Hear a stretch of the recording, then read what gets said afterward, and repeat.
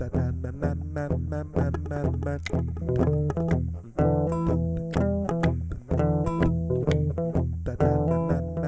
master art à l'ESA a été rebaptisé Master Monstre. C'est une manière d'affirmer la possibilité de ne pas être dans la norme, puisque les artistes ne travaillent pas, ne pensent pas dans les normes.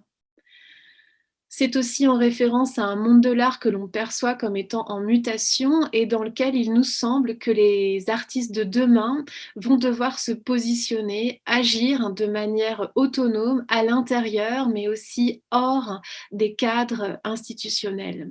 Et cette nécessité d'inventer son économie de production, ses espaces, ses modalités de diffusion, c'est toutes ces reconfigurations auxquelles on souhaite préparer les étudiantes et les étudiants.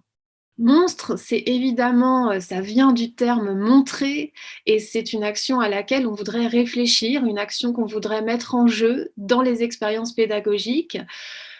Parce que les modes d'apparition de l'art, c'est une chose qui est intimement liée à la manière dont l'art existe, dont il nous parvient, dont il se diffuse dans notre monde contemporain et par là, c'est une question politique. C'est pour ça qu'on propose dans le master monstre des projets à échelle 1 qui sont pour la plupart des petits formats, comme des petits espaces d'art, hein, plus ou moins confidentiels. Ça peut être une vitrine, un répondeur téléphonique, une feuille A4 qui serait distribuée dans les boîtes aux lettres. C'est aussi un compte Instagram, un angle. Euh, et l'idée, c'est que chaque étudiante et étudiant participe à la fois à la création de ces espaces, mais aussi à l'accompagnement des propositions artistiques qui se font dans ces petits espaces, propositions d'autres étudiants, voire d'artistes invités, en fait, à la manière d'artistes curateurs.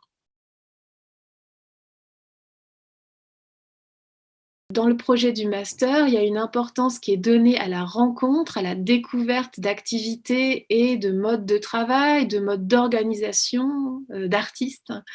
Cela, ça se fait en consacrant 2 demi-journées au moins par mois à se déplacer dans les alentours d'Annecy, dans la région, en Suisse, à Genève, qui est toute proche d'Annecy, pour, je le disais, rencontrer des artistes, des lieux, des artistes run space, des ateliers, etc.